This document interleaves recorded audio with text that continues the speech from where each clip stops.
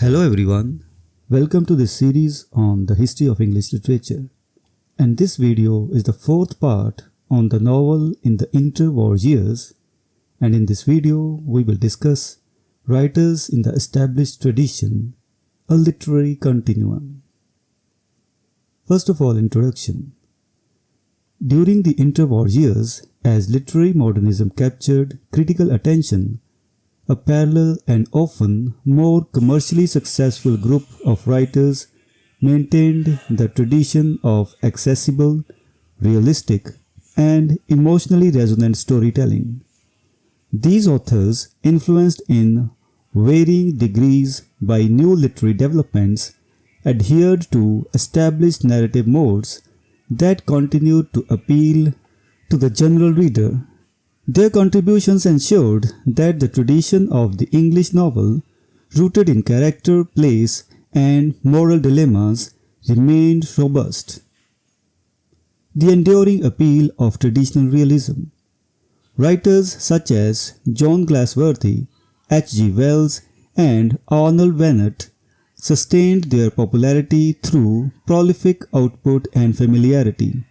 Sir Hugh Walpole, for instance, offered psychologically rich and socially nuanced narratives in novels like Mr. Perrin and Mr. Trail, 1911, The Cathedral, 1922, and the Harry's series, 1930 onwards.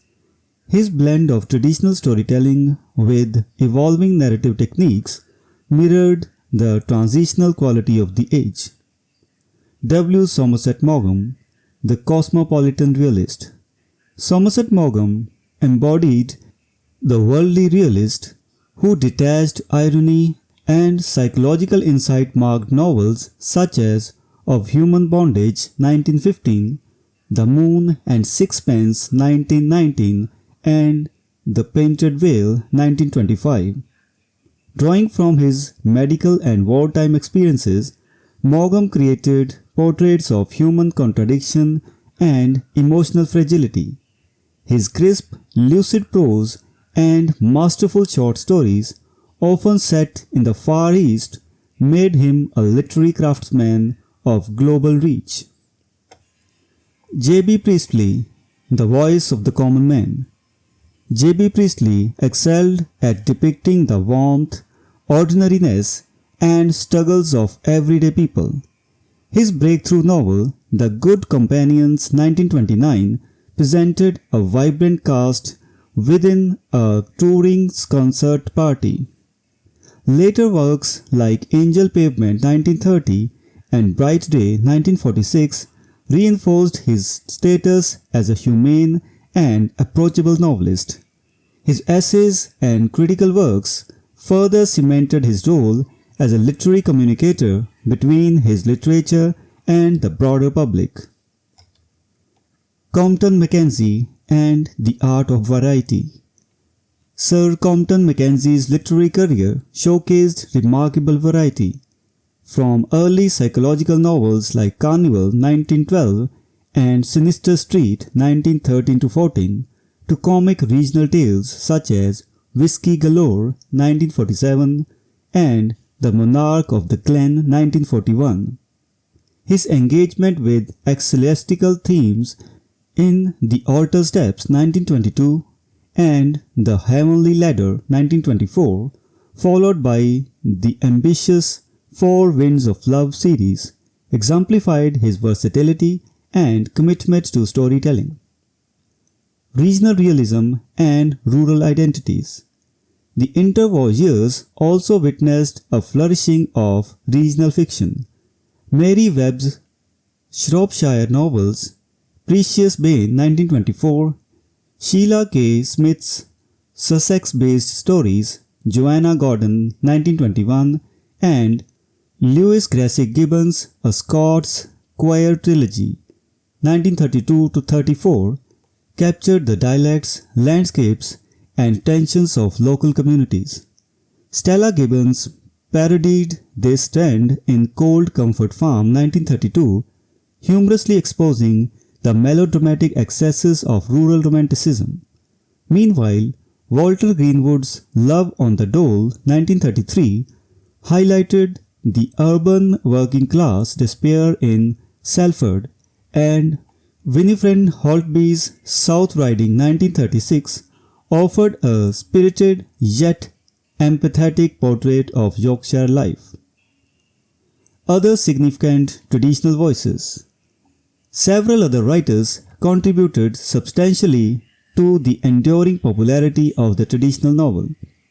Francis Brett Young gained popularity with The Black Diamond, 1921, Portrait of Claire, 1927, and My Brother Jonathan, 1928, combining medical insight and romantic narrative in provincial settings.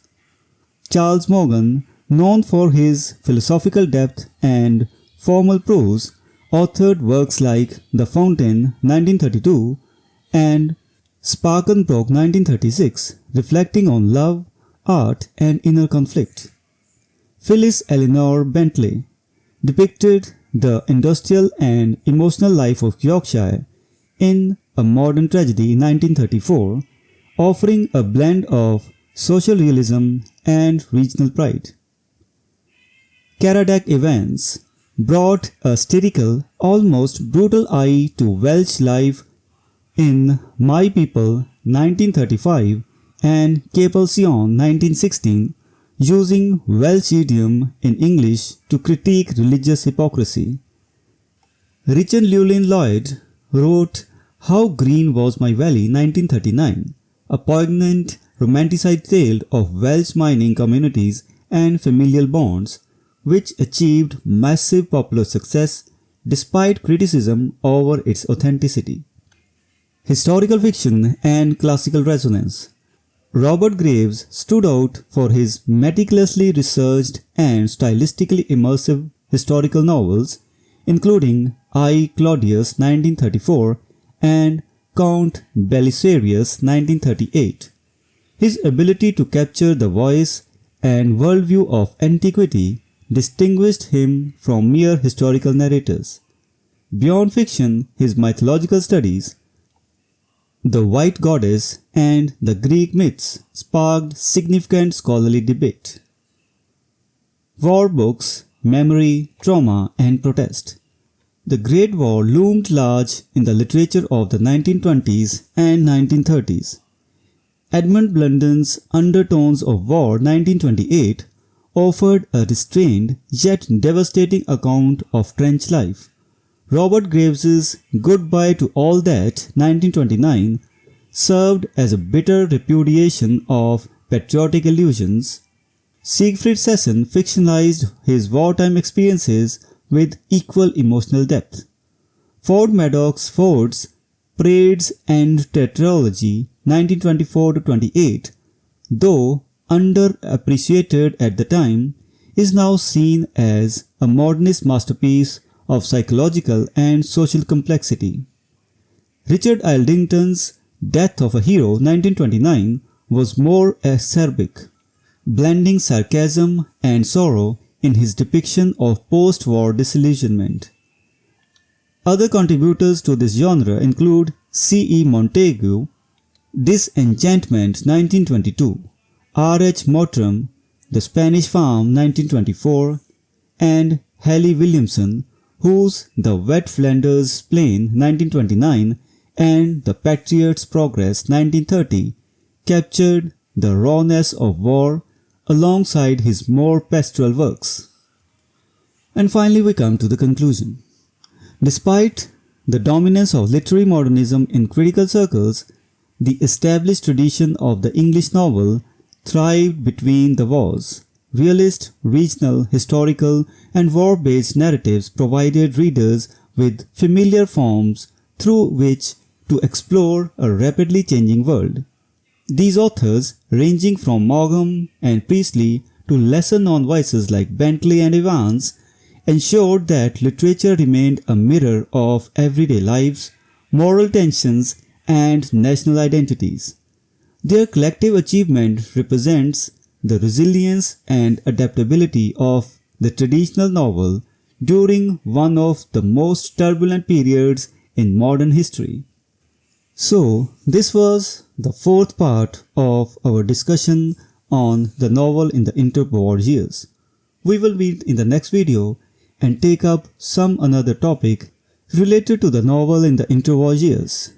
Until then, goodbye and thank you.